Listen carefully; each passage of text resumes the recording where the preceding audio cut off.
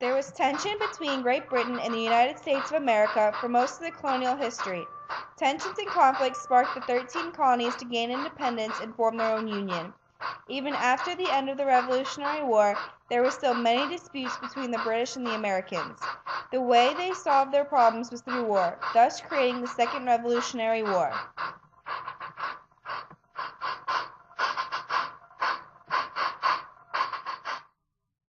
At this time of fighting an important war against Napoleonic France, and in order to fight this war they need manpower for the Royal Navy, so they're stopping American ships on the high seas and forcing Americans to serve in the Navy. This process was also known as impressment. This broke the American Neutrality Act, which angered President Jackson to ratify many other acts restricting trade with foreign countries. Britain was also arming Native Americans, which prevented American westward expansion. These actions caused the Battle of Tippecanoe in 1811, which soon gave Warhawks a reason to start another war with England. On June 18, 1812, Congress declared war on Great Britain because of the angered Americans. The war started out poorly for Americans because of failed attempts to invade British Canada. In July of 1812, General William Hull finally got through the small British and Native American force, commanded by British General Isaac Brock. This was the first of 3 failed attempts to invade Canada. Then, over in present-day Michigan, the British surrendered Fort Michilimackinac. In August of 1812, General Hull surrendered Detroit to General Brock. With this surrender, it stalled American efforts to capture more British towns in Canada. American General Henry Dearborn stayed in Albany instead of moving to capture Kingston, while General Stephen Van Rensselaer was stalled in Niagara because of his lack of men and supplies. When British General Brock returned to the Niagara frontier and to his Lieutenant General Sir George Prevost, he found that his lieutenant was trying to settle the dispute diplomatically against General Van Rensselaer. As a result of British actions, Rensselaer received reinforcements and started making plans across the Niagara River on September 8th of 1812, starting the Battle of Queenston Heights. When Van Rensselaer was ready to attack with General Smith, weather delayed their attack, and Smith returned to Buffalo with his soldiers. Hearing of this, General Brock prepared for a fight. When a British assault faltered, Major General Van Rensselaer assigned Lieutenant Colonel Winfield Scott in command, with Brigadier General William Wadsworth leading the militia. When more British reinforcements and artillery arrived, Scott and Wadsworth retreated and surrendered the land back to the British. This was a devastating loss for the Americans and the British because General Brock was killed October 13, 1812. This battle was the first major event of the War of 1812. In January of 1813, the Americans suffered a huge loss. British and Indian allies repelled American troops at the Battle of Frenchtown. The next day, all American survivors were executed in the Raisin River Massacre. Meanwhile, the British Royal Navy were creating a blockade all across the eastern coast of the U.S. Once Americans invaded Canada again in April of 1813, they burned the city of York, which is present-day Toronto. General Zebulon Pike wanted to win Fort York because this was where the British housed most of their gunpowder and ammo. General Pike expected them to surrender the fort if they were under the pressure of combat. The British General Chaffee did not want the enemy with their supplies, so he ordered the powder magazine to be blown up. Many of the troops, including Pike, were fatally wounded. This angered other U.S. troops, so they ran through the streets of York, destroying homes and burning Parliament buildings. In the beginning of May, the British seized Fort Meigs, which was in Ohio. Then all throughout June of 1813, there was the Battle of Norfolk, the Battle of Beaver Dams, and a British attack on Hampton. September 10th of 1813, there was the start of the Battle of Lake Erie. The British were in control of Lake Erie in an attempt to regain the naval territory. The U.S. Navy sent Master Commander Oliver Perry to Presque Isle to build a fleet for battle. When Perry departed the town, he traveled through a small harbor and tried to reach the lake, but his path was blocked by British Commander Robert Barclay. Barclay placed his ships in a sandbar, completely blocking the passageway from the American forces. When the British were forced to leave to restock their ships, Perry decided to move his fleet into the lake, gaining control. He blocked incoming supplies from reaching the British, and soon Barclay was forced into battle to gain supplies.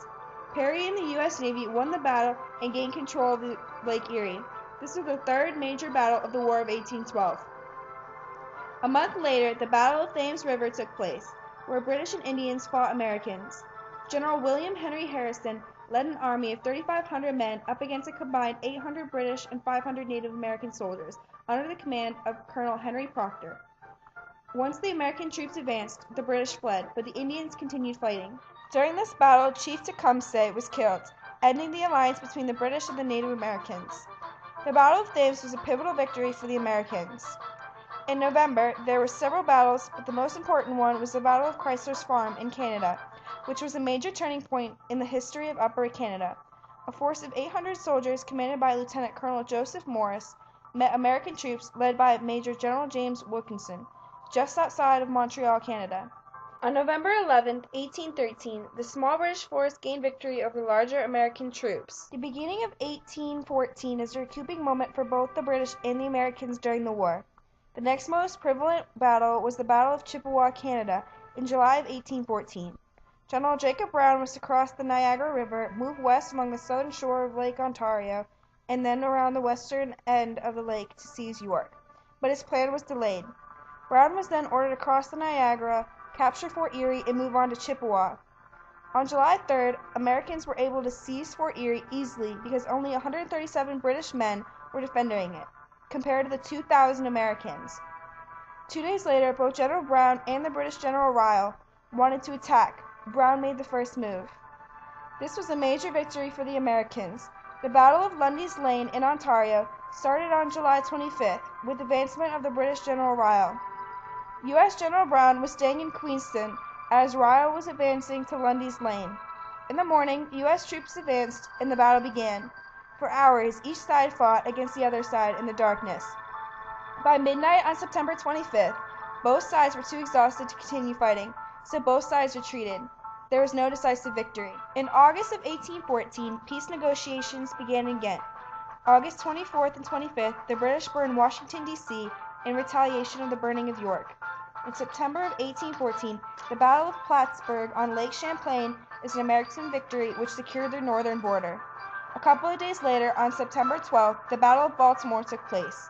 The British wanted to attack the city of Baltimore, an anti-British city, and to accomplish this, they needed to take control of Fort McHenry, the main source of the city's defense.